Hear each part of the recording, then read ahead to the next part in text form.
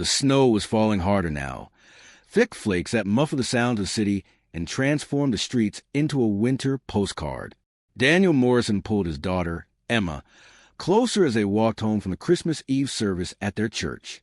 Emma, 6 years old, was bundled in a bright pink coat with a matching red and white hat, her small hand clasped tightly in his. At 34, Daniel had everything most people dreamed of. He had sold his tech startup 3 years ago for a sum that still made his head spin. The penthouse apartment, the luxury cars, the security that came with never worrying about money again. All of it was his. Yet walking through the snowy streets, listening to Emma chatter happily about Santa and presents, Daniel felt that familiar ache of emptiness. Emma's mother, Julia, had died 2 years ago from a sudden aneurysm.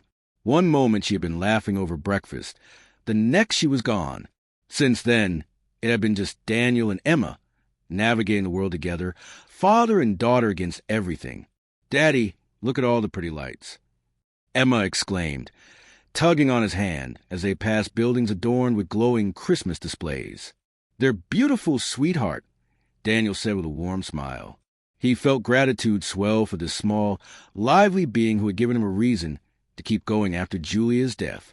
As they rounded a corner toward a narrow alley, a faint sound caught Daniel's attention, a soft rustling, accompanied by quiet, desperate breathing.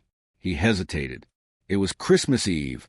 They should be heading home, drinking hot chocolate, reading Christmas stories by the fire. The last thing Emma needed was to see anything troubling, but something compelled him to look. In the dim light of a flickering street lamp, a young woman was rifling through a dumpster. Her cream-colored dress, once elegant with a delicate pattern, was now torn and stained.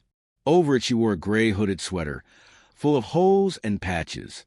Her blonde hair hung in tangled strands around her face, and she shivered violently in the cold. Clutched against her chest was a notebook, while one hand dug desperately through the trash. She pulled out a half-eaten sandwich with a sob-like sound of relief. "Daddy, why is that lady looking in the trash?"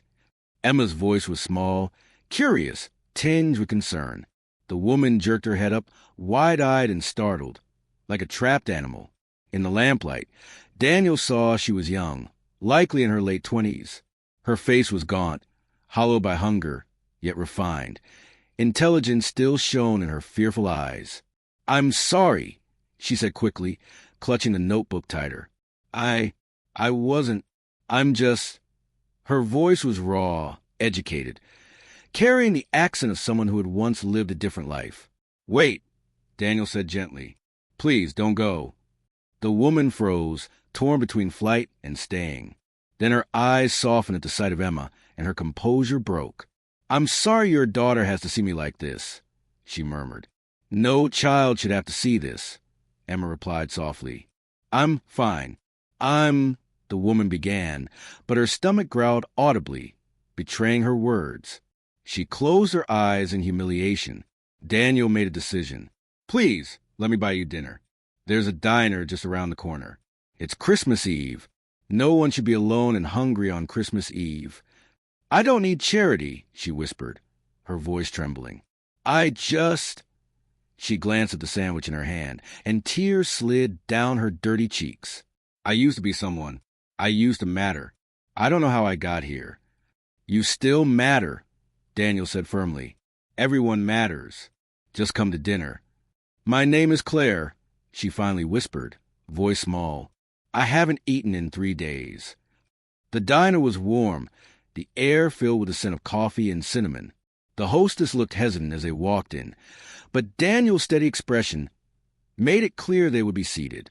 They slid into a booth, Emma between Daniel and Claire. Hot chocolate was ordered for Emma, coffee for Daniel and Claire was told to order anything she wanted. "Anything?" she asked, voice cracking. "Yes, anything," Daniel reassured. Claire ordered soup, a sandwich, eggs, toast, and a side of bacon. When the food arrived, she ate slowly at first, as if preserving dignity, but hunger soon took over. Tears ran silently down her face. Emma, watching quietly, pushed her hot chocolate toward Claire. "You can have mine if you're thirsty."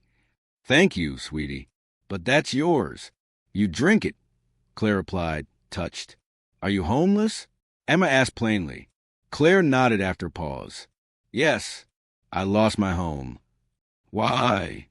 Daniel asked gently. I made mistakes, and then I had bad luck. I lost everything. My mother got sick, cancer, and I spent all my savings helping her. I dropped out of school, took care of her, and when she died 6 months ago, I couldn't recover. Lost my apartment, my job. Everything spiraled, she said, voice breaking. Daniel watched her closely. Despite her desperation, there was elegance in her movements, intelligence in her words. What's in the notebook? He asked gently. She hesitated, then opened it with reverence. Inside were pages upon pages of writing. Stories, poems, and what appeared to be a novel in progress. I was a writer, Claire admitted softly. I was finishing my MFA at Columbia. Then my life fell apart. This is all I have left. Daniel asked where she slept. Shelters, park benches, under bridges. Her voice was matter-of-fact, but her eyes carried shame. I see you, Emma said suddenly. You're not invisible. Claire reached out and touched Emma's hand, gratitude flooding her features. Daniel's mind raced. He thought of his empty penthouse, the resources at his disposal, and of Julia, who would have brought Claire home without hesitation. Claire, Daniel said slowly, I want to make you an offer. Listen before you say no. Claire looked weary. I have a guest suite in my apartment, Daniel explained. 2 bedrooms, private bathroom, kitchenette. Empty since my wife passed. You can stay there as long as you need. No strings. No expectations. Just a safe place while you get back on your feet. Claire shook her head. No, I can't. You don't know me. I could be dangerous. You're not dangerous. You're someone who got a bad hand and needs help. Julia always said, we should use what we have to help people. Let me help you. Why? Claire whispered. Daniel looked at Emma. Because 2 years ago, I lost my wife.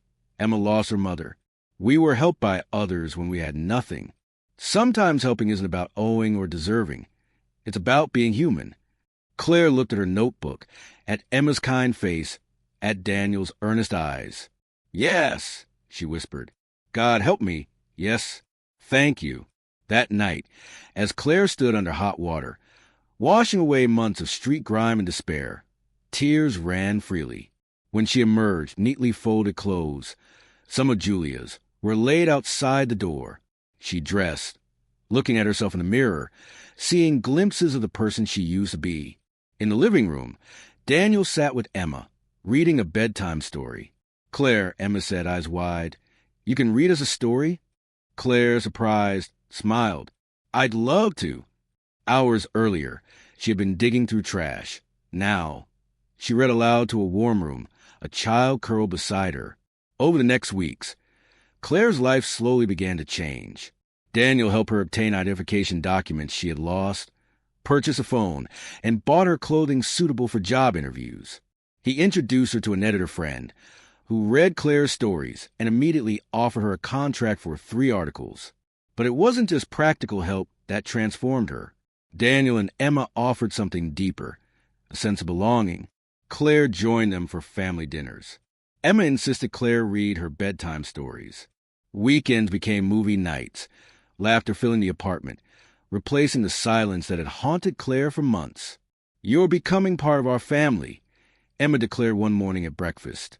Daniel met Claire's eyes across the table. Right, he said firmly. Right. 3 months later, Claire had a job as a junior editor at a literary magazine. She had sold several articles, was working on her novel, and had moved from the guest suite to a small nearby apartment. Yet she remained woven into Daniel and Emma's lives, visiting for dinners and bedtime stories, a permanent part of their household. 6 months after that snowy Christmas Eve, Daniel and Claire sat on the balcony while Emma slept inside. The city lights twinkled below. I need to tell you something, Claire said quietly. Daniel turned to her. This woman who had arrived in their lives as a desperate stranger, now someone essential to their happiness. What is it? He asked. Claire's voice trembled. I'm falling in love with you. With you and Emma. I know it's probably inappropriate. You're my benefactor, and I owe you everything, but I I love you both. I love the life we've built. I love who I am when I'm with you." Daniel took her hands in his, turning her gently to face him. "I love you too. Have for months. I didn't say anything because I didn't want you to feel obligated. But if you feel what I think you feel, then I love you, Claire." Tears filled her eyes. "I love Emma. I love you. I want to be part of your lives, not as someone you helped, but as family." And so it was. They became a family not by blood, but by choice, by love, and by showing up for one another. A year later, on Christmas Eve, they returned to the narrow alley where Daniel had first met Claire.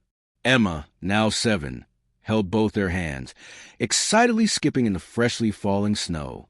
"This is where everything changed," Claire said softly, looking at the dumpster where she had been found. "Where I found you," Daniel said. "Where Emma and I found the missing piece of our family." "Are we going to do it?" Emma asked eagerly. Claire pulled out an envelope.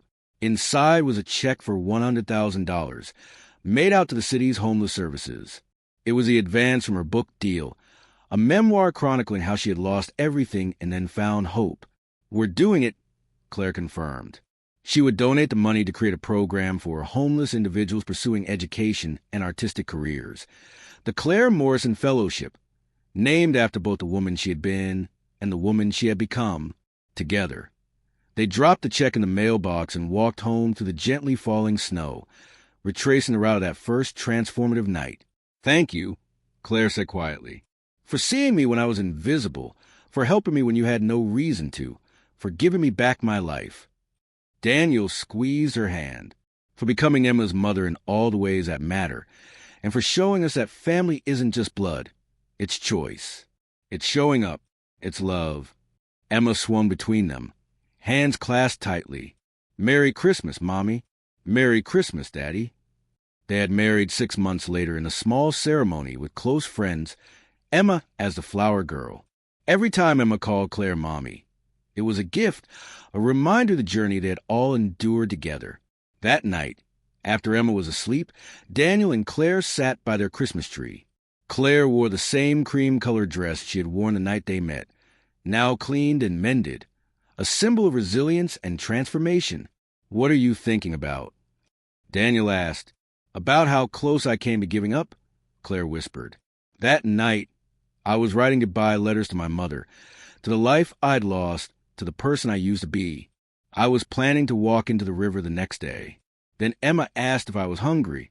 You offered me dinner, and suddenly I had a reason to survive one more day. Then another and another." Daniel pulled her close. "I'm so glad you're here. I can't imagine life without you." "Neither can I," Claire said, gazing at the tree, the stockings, the life they had built together. "You know what I said that night?" Daniel asked. "When you found me, you said you used to be someone." "I was wrong," Claire said softly. "I was always someone. I just couldn't see it anymore. You helped me see it again. You and Emma showed me that worth isn't about what you have or what you've lost. It's about who you are, how you treat people, what you do when someone needs help." "You would have done the same for someone else," Daniel said with quiet certainty. "I will do the same," Claire said. "That's what the fellowship is for. To help others like I was helped. To pass on the gift you gave me." They sat together, the soft glow of the Christmas tree washing over them. Two people had found each other in the most unlikely way, a wealthy widower and a homeless writer brought together by compassion, a snowy Christmas Eve, and a little girl's simple question. "Are you hungry?" Sometimes salvation comes from unexpected places. Sometimes the person digging through trash is exactly who you need to meet. Sometimes helping someone else is how you help yourself.